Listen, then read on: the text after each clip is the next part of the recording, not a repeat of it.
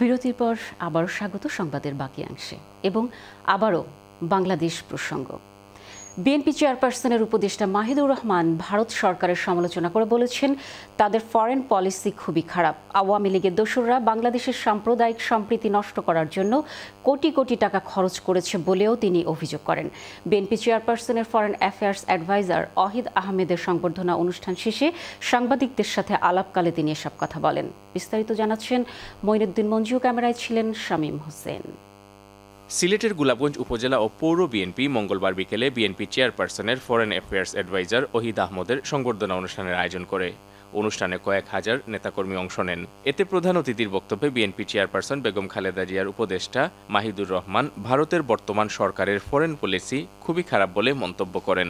ভারত সরকার, বিশেষ করে আমি ভারতকে দোষী না, ভারতের বর্তমান যে সরকার তার foreign policy is extremely bad. তা আমরা চাই যে কোনো রাষ্ট্রের সাথে আমাদের বন্ধুসুলভ সম্পর্ক থাকবে, be it Bharat, be it Nepal, Burma, any other country, Sri Lanka, because they are our neighbouring country, they are our friends. যুক্তরাজ্য বিএনপির সাবেক সভাপতি মাহিদুর রহমান অভিযোগ করেন, আওয়ামী লীগের দোসররা কোটি কোটি টাকা খরচ করে বাংলাদেশের সাম্প্রদায়িক সম্প্রীতি বিনষ্ট করার অপচেষ্টা করছে। রিলিজিয়াস কোনো ডিসক্রিমিনেশন আমাদের মধ্যে ছিল না, এখনও নেই। এইসব বৈষম্য যারা সৃষ্টি করছে এরা হইল রাষ্ট্রের দুশ্মন, এবং এরা আপনারা ভালো করে জানেন, যারা এই বাংলাদেশকে ফেল্ড রাষ্ট্র, আবারও বলতেছি ফেল্ড রাষ্ট্র হিসেবে দেখতে চান, তারাই ষড়যন্ত্র করছেন। এবং যারা আওয়ামী লীগের দোসররা, যারা হাজার হাজার কোটি টাকা তারা বানিয়ে তাদের নিজের পকেটে আছে, সেগুলো তারা বর্তমানে এই অস্থিতিশীলতা সৃষ্টি করার জন্য এইসব কোটি কোটি টাকা তারা ব্যবহার করছে। সংবর্ধিত অতিথির বক্তব্যে অহিদ আহমদ আয়োজকদের প্রতি কৃতজ্ঞতা জানিয়ে বলেন, মুক্ত বাতাসে মানুষ এখন জনসভা করতে পারছে, কথা বলতে পারছে নির্দ্বিধায়, এটা সবচেয়ে তৃপ্তিদায়ক। দীর্ঘদিন মানুষের ধরুন সমাবেশ করতে পারেনি, আজকে মুক্ত বাতাসে মানুষ সভা করতে পারতেছে, মানুষ তার কথা বলতে পারতেছে, পত্রিকা তার আপন মনে লিখতে পারতেছে। এটাই কিন্তু আসলে অত্যন্ত ভালো লাগতেছে আসলে বাংলাদেশের এখনকার পরিবেশ। গোলাপগঞ্জ উপজেলা বিএনপি সভাপতি নোমানুদ্দিন মুরাদের সভাপতিত্বে অনুষ্ঠানে বিশেষ অতিথির বক্তব্য রাখেন সিলেট জেলা বিএনপি সভাপতি আব্দুল কাইম চৌধুরী, সাধারণ সম্পাদক ইমরান আহমদ চৌধুরী সহ সিলেট ও গোলাপগঞ্জ বিএনপির শীর্ষ নেতৃবৃন্দ। Moinuddin Manju, channels news, Sylhet. Community প্রসঙ্গ। টাওয়ার হ্যামলেটসের মাইল্যান্ড পার্ক লেজার সেন্টারে সাঁতার শেখার স্কুল BOL সুইম ওয়েল উদ্বোধন করেছে মঙ্গলবার। এতে প্রশিক্ষণ দেবেন দক্ষ ও সদ্য প্রশিক্ষিত প্রশিক্ষকগণ। এতে বিশেষ চাহিদা বা প্রতিবন্ধী প্রশিক্ষণার্থীদের জন্য অনুকূল ক্লাসের ব্যবস্থা করা হবে। উদ্বোধনী অনুষ্ঠানে সুইম ইংল্যান্ডের প্রতিনিধি জেমস প্যারামোর টাওয়ার হ্যামলেটসের সঙ্গে নতুন এ প্রকল্পের গুরুত্ব তুলে ধরেন। অনুষ্ঠানে বিভিন্ন স্কুলের প্রতিনিধিরা উপস্থিত ছিলেন। সংস্কৃতি বিষয়ক cabinet member councillor Kamrul Husain বলেন, কাউন্সিলের বাসিন্দাদের সাঁতারের দক্ষতা বাড়ানো এবং স্বাস্থ্য সচেতন করে তুলতে টাওয়ার হ্যামলেটস কাউন্সিল প্রতিশ্রুতিবদ্ধ। পূর্ব লন্ডনের একটি ভ্যানুতে আয়োজিত সংবাদ সম্মেলনে মানবাধিকার বিশেষজ্ঞ ও সাংবাদিক শাহরিয়ার কবিরের অবিলম্বে মুক্তির দাবি করা হয়েছে। ইউরোপীয় বাংলাদেশ ফোরাম আয়োজিত অনুষ্ঠানে বক্তারা বাংলাদেশে মানবাধিকার বিষয়ে উদ্বেগ প্রকাশ করেছেন। অ্যামনেস্টি ইন্টারন্যাশনালের সাবেক সিনিয়র গবেষক আব্বাস ফয়েজ মূল বক্তব্য রাখেন। আব্বাস ফয়েজ দাবি করেন, শাহরিয়ার কবিরকে মিথ্যা মামলায় গ্রেফতার করা হয়েছে। তিনি অন্তর্বর্তী সরকারের কাছে 4 দফা সুপারিশ পেশ করেন। তাতে বলা হয়েছে, শাহরিয়ার কবিরকে জরুরি চিকিৎসা প্রদান করতে হবে, কোর্টে হামলার জন্য দায়ী ব্যক্তিদের বিচারের আওতায় আনতে হবে, বানোয়াট অভিযোগ প্রত্যাহার করতে হবে এবং একাধিক অভিযোগ একত্রিত করে একটি ন্যায্য আইনি প্রক্রিয়া নিশ্চিত করতে হবে। এতে মুক্তিযোদ্ধা MA হাদি, সাংবাদিক ডানকান বার্টলেট, ব্যারিস্টার তানিয়া আমির এবং রেড ব্রিজের সাবেক মেয়র রায় এমেট সহ অনুষ্ঠানে অন্যান্য বক্তারা বাংলাদেশের মানবাধিকার পরিস্থিতি নিয়ে উদ্বেগ প্রকাশ করেন। আর রাশাদ ফাউন্ডেশনের বার্ষিক দাওয়াহ কনফারেন্স সম্পন্ন হয়েছে রোববার বার্মিংহামে। যুক্তরাজ্যের বিভিন্ন স্থান থেকে এসে ইসলামিক স্কলাররা এতে আলোচনা পেশ করেন। কনফারেন্সের বিস্তারিত জানাচ্ছেন আমাদের বার্মিংহাম প্রতিনিধি মোহাম্মদ আতিকুর রহমান। ইসলামের সুমহান শিক্ষা এবং কুরআন ও সুন্নাভিত্তিক জীবন গড়ার তাগিদ তৈরি করতে হবে এদেশে বেড়ে ওঠা নবপ্রজন্মের মাঝে। তাদেরকে ইসলামের প্রকৃত শিক্ষা দিতে পারলে তবেই তারা ইসলামের সৌন্দর্য দেখতে পাবে। পবিত্র কুরআনের মাধ্যমেই জাগতিক সকল সমস্যা সমাধানের পথ রয়েছে, আর এক্ষেত্রে আর রাশাদ ফাউন্ডেশন গুরুত্বপূর্ণ ভূমিকা রাখছে। বার্মিংহামে আর রাশাদ ফাউন্ডেশনের উদ্যোগে বার্ষিক দাওয়া কনফারেন্সে বক্তারা একথা বলেছেন। স্থানীয় একটি হলে অনুষ্ঠিত কনফারেন্সে কুরআন তেলাওয়াত, নাশিদ পরিবেশনা এবং ইসলামিক স্কলাররা বিষয়ভিত্তিক আলোচনা পেশ করেন। কনফারেন্সে আলোচনা করেন আর রাশাদ ফাউন্ডেশনের পরিচালক শায়খ ফয়জুল হক আব্দুল আজিজ, আব্দুর রহিম, মুফতি সাইফুল ইসলাম, জাহির মোহাম্মদ, ইয়াসির আল হানাফি, শামস আদ-দুহা মোহাম্মদ, আদম ইসমাইল, সাইর আল মিস্ত্রি সহ আরো অনেকে। আর রশাদ ফাউন্ডেশনের আপনার মূল লক্ষ্য উদ্দেশ্য হলো তিনটি। প্রথম হলো এডুকেশন, 2 নম্বর হলো খেয়ে, আর 3 নম্বর হলো ইউনিটি, অর্থাৎ উম্মতের মধ্যে শিক্ষা দাওয়ার মাধ্যমে ইসলামী শিক্ষার বিস্তার ঘটানো। 2 নম্বর উম্মতের মধ্যে খিদমা, যে অনেকজন মানুষ দুনিয়াতে আছে নির্যাতিত নিপীড়িত, তাদের কাছে আপনার সাহায্য সহায়তা পৌঁছানো। আর 3 নম্বর উম্মতের মধ্যে ইউনিটি, ইত্তেহাদ, ইত্তেফাক, ঐক্য সৃষ্টি করা। Especially inviting people towards Islam and inviting brothers who may not otherwise find the deen.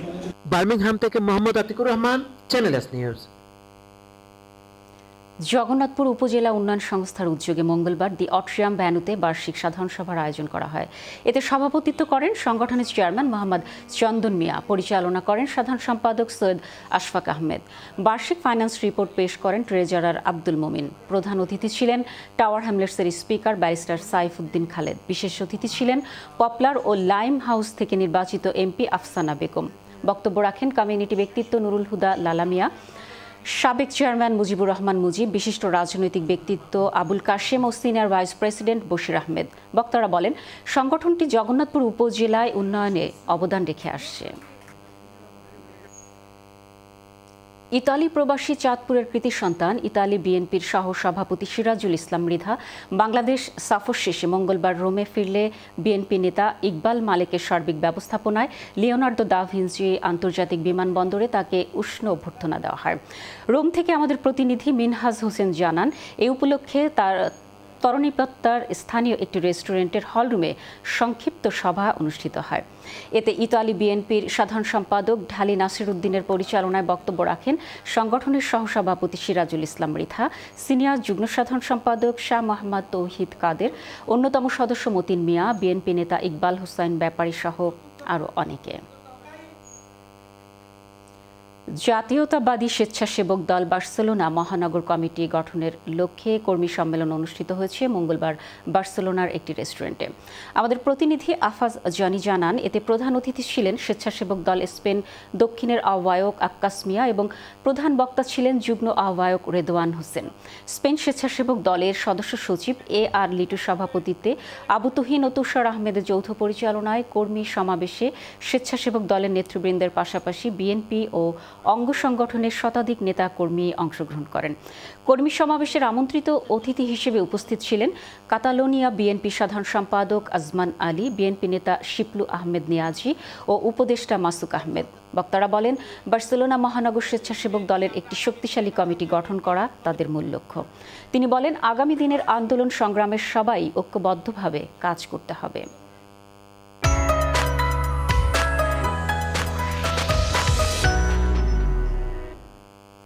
যুব সমাজকে ঐক্যবদ্ধ রাখতে ব্রাডফোর্ডের বিপ কমিউনিটি পার্টনারশিপ আয়োজন করে এক ফুটবল টুর্নামেন্টের। বিস্তারিত থাকছে নূরে আলম রাব্বানীর রিপোর্টে।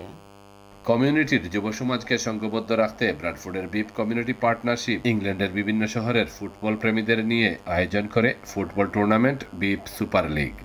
Oldham, Rochdale, Scunthorpe, Liverpool, Sheffield ও ব্রাডফোর্ড সহ বিভিন্ন শহরের ফুটবল টিম এই টুর্নামেন্টে অংশগ্রহণ করবে এবং খেলাটি চলবে প্রায় 3 মাস ব্যাপী।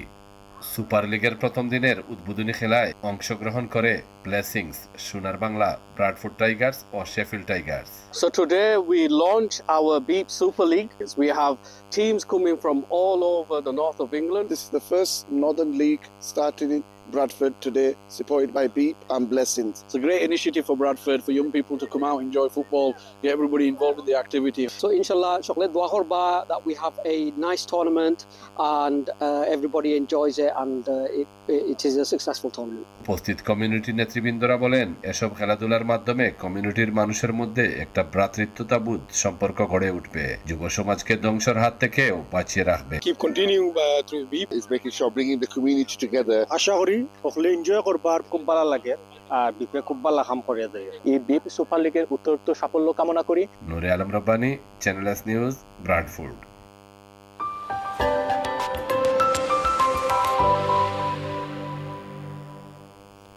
বৃহস্পতিবার ইংল্যান্ডে শৈত্যপ্রবাহ বিরাজমান থাকবে। দিনের তাপমাত্রা 13 ডিগ্রি এবং দিন শেষে তাপমাত্রা নেমে আসবে 9 ডিগ্রি সেলসিয়াসে। এছাড়া হালকা বৃষ্টি হওয়ার সম্ভাবনা রয়েছে। ওয়েলসেও হালকা বৃষ্টি হতে পারে এবং শৈত্যপ্রবাহ বিরাজ করবে। দিনের তাপমাত্রা থাকবে 13 ডিগ্রি এবং দিন শেষে তাপমাত্রা থাকবে 8 ডিগ্রি সেলসিয়াস। স্কটল্যান্ডে কনকনে ঠান্ডা অনুভূত হবে। দিনের তাপমাত্রা 8 ডিগ্রি এবং দিন শেষে তাপমাত্রা থাকবে 6 ডিগ্রি সেলসিয়াস। নর্দার্ন আয়ারল্যান্ডেও শৈত্যপ্রবাহ বিরাজ করবে। দিনের তাপমাত্রা থাকবে 10 ডিগ্রি এবং দিন শেষে তাপমাত্রা থাকবে 6 ডিগ্রি সেলসিয়াস। এবার দেখে নিন ব্রিটেন সহ বিশ্বের বিভিন্ন দেশের গুরুত্বপূর্ণ কয়েকটি শহরের বৃহস্পতিবারের সম্ভাব্য তাপমাত্রা।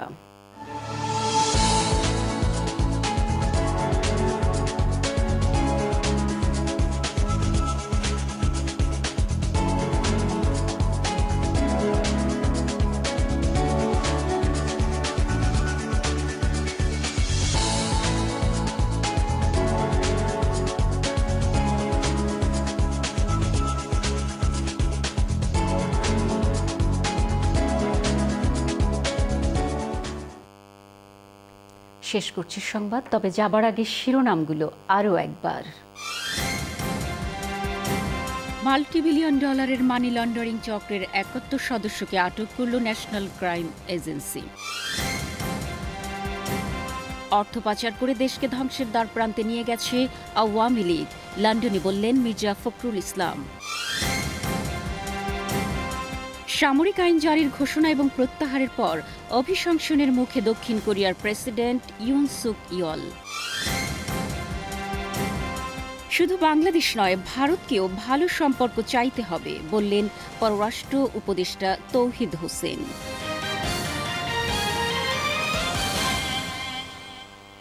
চ্যানেল এসের পরবর্তী নিয়মিত সংবাদ দেখার আমন্ত্রণ জানিয়ে শেষ করছি। আল্লাহ হাফেজ।